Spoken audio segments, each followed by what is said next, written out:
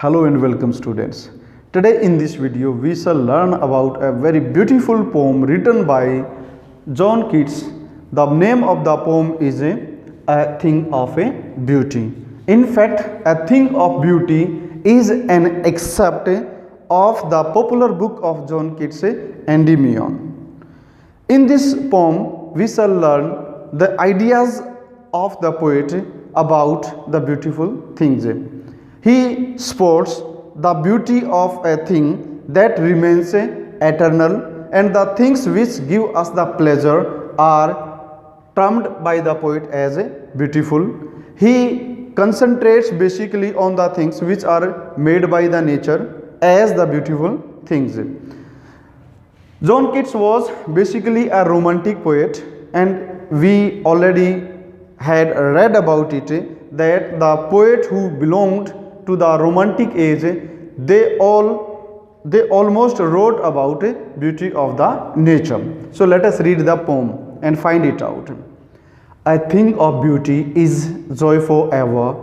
Its loveliness increases, it will never pass into nothingness, but will keep a bower quiet for us, and asleep, full of sweet dreams and health and quiet breathing.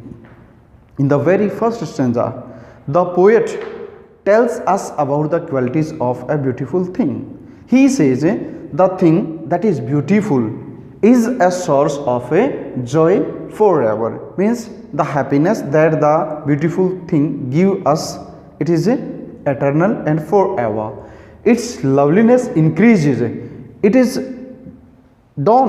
does not diminish or does not lose its charm with the passage of the time, but its loveliness keep on increasing. It will never pass into nothingness. Pass into nothingness means it is not totally futile. It will always keep its value, its worth. It will maintain always its worth, but will keep a bower quiet for us. It is like, the beautiful thing is like a bower, a cluster of the trees that provides us the shadow for us, and a sleep full of sweet dreams. It is like a sound sleep that is full of the sweet dreams, and of good health. It is like the good health and quiet breathing. It means to say the things which are beautiful, they are the source of eternal happiness. They are like the boon of the shadow trees. They provide us the shadow in the sunny days. Moreover, the poet says beautiful thing does not lose its time with the passage of the time. Further, the poet says that it is like the sweet dream, it is like good health, it is like quiet breathing. It means to say when we feel the happiness in the life, to see those things, when we feel the thing is a charming, and that charm provides us the happiness, that thing is beautiful. Next stanza. Therefore on every morrow are we wreathing a flowery band to bind us to the earth, spite of despondence of the inhuman dearth of noble nature, of the gloomy days, of all the unhealthy and over darkened ways made for our searching. In the second stanza, the poet is saying that are we searching the things on the planet every in the morning we make wreathing, means preparing the band of the flowers, or means garland. We find the beautiful things in the nature. That's why this the reason the poet asked us, is this the reason that the people in the morning they prepare the flower vases, they prepare the garland of the flowers to keep themselves attached, to keep themselves connected with the earth or with the nature. Flowery band to bind us to the earth. Is this the reason that we prepare the garland of the flowers? Spite of despondence, despair, gloom, of the inhuman dearth of noble natures, the poet is saying that on this planet there is the dearth, there is the shortage of the people of noble nature, or there is a great severe shortage of the people of the good nature. Of the gloomy days, and the days are also not full of a happiness, means there is the environment of a hopelessness. Of all the unhealthy and over darkened ways made for us a searching. In the stanza, the poet is saying that what is the reason? What is the reason that we make the garland of the flowers? Is it only for the reason that we want to be connected with the earth? Because earth is nature itself, and in the nature we find the things which are beautiful. And further he says, on this planet earth, there is the great shortage of the people of the good nature. The environment of the earth, or the environment of the society, is also not so much healthy. Is this the reason that we search for the beautiful things? And further in the next stanza, the poet tells us what are those beautiful things. By looking at, we find joy, or we feel the sense of a pleasure. Let us read the next stanza. Yes, in spite of all, some shape of beautiful moves away the pall. From our dark spirit, such the sun, the moon, trees old and young, sprouting a shady boon for simple sheep. Yes, what does the poet say in this stanza? That in spite of all, what is meaning of this line? The poet in the previous stanza told us that there is the great shortage of the people who are of noble hearts. There is the environment which is not good to be lived in the society. In spite of this, some shape of beauty moves away the pall. Pall means something like a curtain or a cloud that stops the things which are positive come to us. So in spite of that, some shape of the beauty moves away the pall from our dark spirits. The poet is saying our spirit is filled. Our spirits are filled with the gloom, despair. In spite of that, there are some shape of the beauty.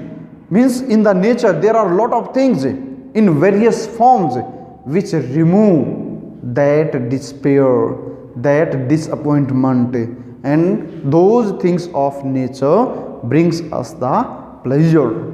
Okay, which are those things? The poet now counts them. Such the sun, the moon, trees old and young, sprouting shady boon for simple sheep. Here for simple sheep means the people who are of the honor of the innocent heart, the people who have the innocent souls. Here the poet says that in the nature we see the beautiful sun. Sun in itself is the source of the life. We get from the sun the light and the energy, which is, in other words, is life itself.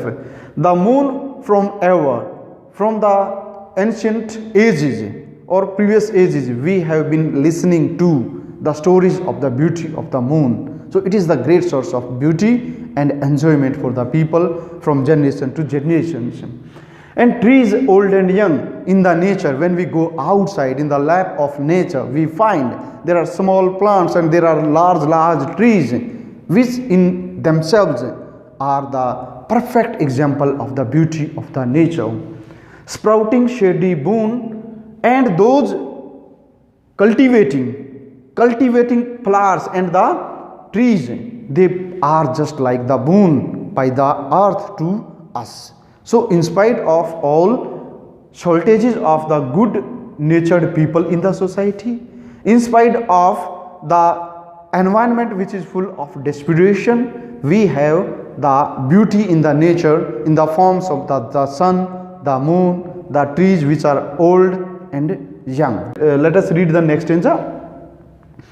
And such are daffodils, with the green world they live in, and clear rills that for themselves a cooling covert make. Against the hot season the mid forest break, rich with the sprinkling of fair musk rose bloom. In the stanza, the poet continues to count the things which are beautiful, like he mentions in the last stanza. Here the poet says, further, after the sun, the moon, the trees which are old and young, he added further that, and such are the daffodil flowers, which are perfect example of beauty. In fact, all sorts of flowers, but the poet names here the flowers of daffodils. With the green world they live in the greenery, when we see the flowers of daffodils, we find a unique sort of pleasure in the mind. And clear rills, rills means small streams or small rivers, clear, which flow in them the clear, crystal clear water, that for themselves a cooling covert make. Here covert means where from the place the rivers or the streams flow. We see that because of the moist around that, on the both sides of the river or the stream, we see there is the moist. In that we see the great growth of the vegetation, and that vegetation provides a great shade to the running water. It prepares a cooling covert for them. It means to say, we find from where the river flows a great sort of vegetation, and that is also the perfect example of the beauty of the nature. Against the hot season, it means to say the river from where it flows, there is the growth of the vegetation, and that vegetation protects that river from the hot season. Means the water of the river is still clear and cold even in the hot season because of the vegetation on the both sides of the river.